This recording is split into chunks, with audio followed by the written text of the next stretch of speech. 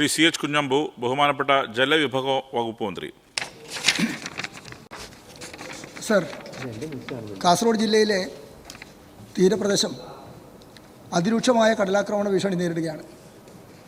കഴിഞ്ഞ ഏതാനും മാസക്കാലമായി ജില്ലയിലെ മഞ്ചേശ്വരത്തെ കണ്ണുതീർത്ത, മൂസോടി, ഉപ്പള, കോയിപ്പാടി, കീഴൂർ കടപ്പുറം, ചെമ്പിരിക്ക, പുതുമയിലെ ജമ്മ കടപ്പുറം, തൃക്കണ്ണാട്, അജാനൂർ, വലിയ പറമ്പ്, നീലേശ്വരം, ഐത്തല ഈ പ്രദേശങ്ങളാകെ കടലാക്രമണം കൊണ്ട് കടൽ ഭൂമി എടുത്ത് കൊണ്ടുപോവുകയും അതുപോലെ തന്നെ അവിടെയുള്ള ഉൽപ്പന്നങ്ങൾ, തെങ്ങും കവുങ്ങും ഉൾപ്പെടെയുള്ള ഫലവൃക്ഷങ്ങളെല്ലാം കടലെടുക്കുകയും ചെയ്യുന്ന സ്ഥിതി ഉണ്ടായിട്ടുണ്ട്.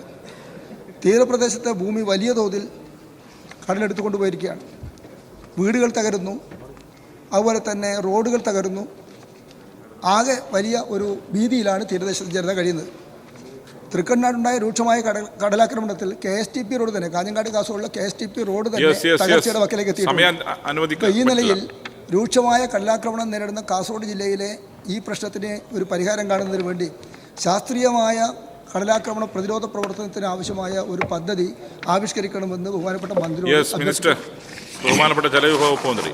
സാർ, കാസർഗോഡ് ജില്ലയിൽ 2025 അതിരൂക്ഷമായ കടലാക്രമണം മുൻ വർഷങ്ങളെ അപേക്ഷിച്ച് പലയിടത്തും അനുഭവപ്പെട്ടു. 87.65 കിലോമീറ്റർ തീരദൈർഘ്യമുള്ള കാസർഗോഡ് ജില്ലയിലെ അതിശക്തമായ മഴയുടെയും തീരദേശങ്ങളിലുണ്ടായ ഉയർന്ന തിരമാലയുടെ ഫലമായി പല പ്രദേശങ്ങളിലും നാശനഷ്ടങ്ങൾ റിപ്പോർട്ട് ചെയ്തിട്ടുണ്ട്. കടലാക്രമണം രൂക്ഷമായ സ്ഥലം ഏതൊക്കെയെന്ന് ബഹുമന്ത്രി MLA ഇവിടെ സൂചിപ്പിച്ചു. അതിൽ കൃഷ്ണതീർത്ഥ കടപ്പുറം, കോയിപ്പാടി കടൽത്തീരം, തൃക്കണ്ണാട് എന്നീ കടൽത്തീരങ്ങളിൽ വേൾഡ് ബാങ്ക് സഹായത്തോടെ കടൽത്തീര സംരക്ഷണ പ്രവർത്തനങ്ങൾ നടപ്പാക്കുന്നതിന് മുന്നോടിയായിട്ടുള്ള ഇൻവെസ്റ്റിഗേഷൻ നടപടി മിഷൻ ഡയറക്ടറേറ്റിൻ്റെ നേതൃത്വത്തിൽ നടന്നുവരികയാണ്. ഈ സ്ഥലങ്ങളിൽ ഓരോയിടത്തും ജിയോ ബാങ്ക് ഉപയോഗിച്ച് താൽക്കാലിക സംരക്ഷണം ഒരുക്കാൻ 50 ലക്ഷം രൂപയുടെ DPR ജലസേചന വകുപ്പ് ജില്ലാ കളക്ടർക്ക് ലഭ്യമാക്കിയിട്ടുണ്ട്.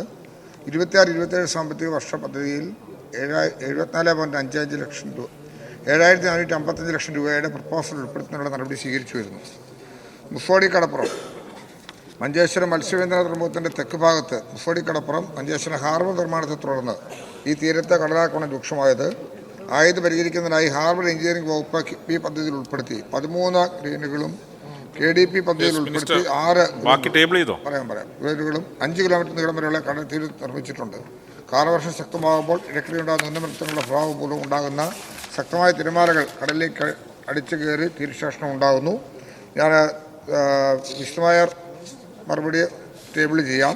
ഇതിനോടനുബന്ധമായി അവിടെ ഇപ്പോൾ സൂചിപ്പിച്ചതുപോലെയുള്ളൊരു പഠനം ആവശ്യമാണെന്നുണ്ടെങ്കിൽ നിലവിൽ ഒരു പഠനം നടക്കുന്നുണ്ട്. പ്രത്യേകമായി അത്തരം കാര്യം പരിശോധിക്കണം എന്നുണ്ടെങ്കിൽ അക്കാര്യങ്ങൾക്ക് ആവശ്യമായ നടപടിയും സ്വീകരിക്കാവുന്നതാണ്.